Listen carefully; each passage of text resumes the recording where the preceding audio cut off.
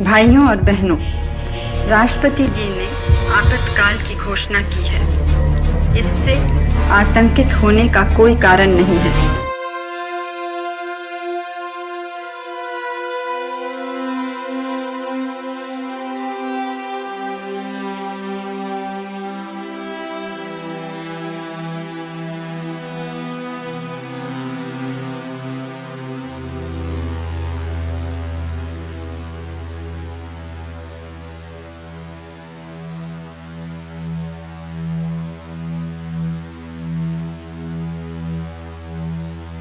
पच्चीस जून 1975 भारत के इतिहास का वो दिन जिसे हम काले दिन के रूप में याद करते हैं, क्योंकि 25 जून की रात भारत के प्रधानमंत्री ने रातों रात देश में आपातकाल लगाने की घोषणा कर दी और तमाम विपक्षी नेताओं को गिरफ्तार करके जेलों में डलवा दिया।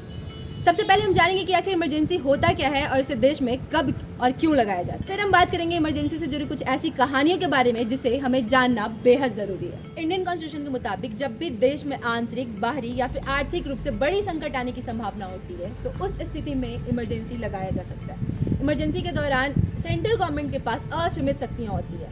देश की सुरक्षा को ध्यान में रखते हुए केंद्र सरकार कोई भी फैसला उस समय में ले सकती है। हालांकि आपको बता दें कि हमारे कॉन्स्टिट्यूशन में 3 तरीके की इमरजेंसी के बारे में बताया गया है। पहला है नेशनल इमरजेंसी, जिसे हम राष्ट्रीय आपातकाल भी कहते हैं। दूसरा है स्टेट इमरजेंसी, जिसे हम राष्ट्रपति शासन या फिर प्रेसिडेंट रूल के भी नाम से जानते हैं। तीसरा है फाइनेंशियल इमरजेंसी, जिसे आर्थिक आपातकाल कहा जाता है। अगर हम नेशनल इमरजेंसी की बात करें तो आर्टिकल 352 के तहत देश में नेशनल इमरजेंसी लगाया जा सकता है। नेशनल इमरजेंसी युद्ध, आक्रमण और राष्ट्रीय सुरक्षा को ध्यान में रखकर लगाया जा सकता है।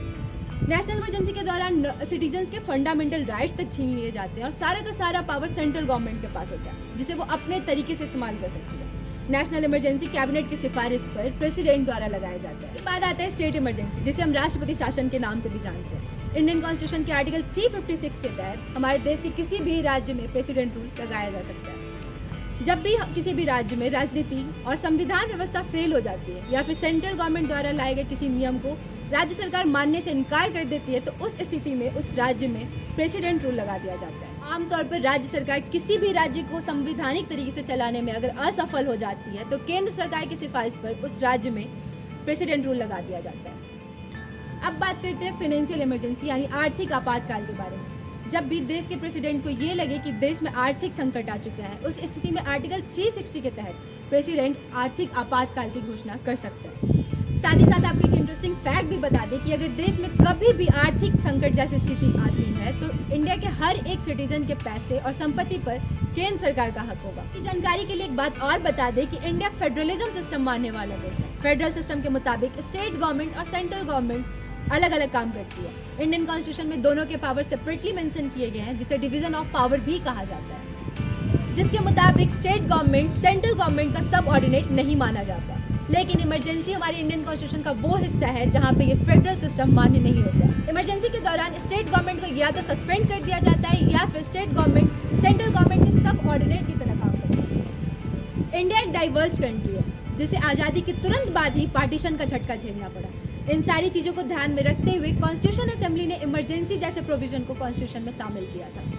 ताजमहल हुसैन ने तो यहाँ तक कह दिया था कि भारत एक आज़ाद देश है और अगर भारत के लोगों को रिवॉल्यूशन चाहिए तो उन्हें मिलने दिया जाए। उनका मानना था कि देश में किसी भी इंसान के पास इतना पावर नहीं होना चाहिए कि वो लोगों के फंडामेंटल राइट्स तक छीन ले, चाहे वो प्रेसिडेंट ही क्यों ना हो। आपको बता दें कि एच.पी. कामत ने इस प्रोविजन की तुलना जर्मनी के वेइमार कॉन्स्टिट्यूशन से कर दी थी, जिसका गलत इस्तेमाल कर हिटलर ने जर्मनी में नाजी डिक्टेटरशिप क्रिएट कर दिया था। लेकिन आखिर में हर एक चीज़ों को ध्यान में रखते हुए कॉन्स्टिट्यूशन असेंबली ने इस प्रोविज़न को पास कर दिया और ये भरोसा जताया कि आने वाला जनरेशन इस प्रोविज़न का गलत इस्तेमाल नहीं करेगा। लेकिन आगे की कहानी हम करेंगे अगले एपिसोड में। तब तक के लिए आप अपना ध्यान रखें और चैनल को लाइक सब्सक्राइब करना बिल्कुल ना भूलें। धन्यवाद।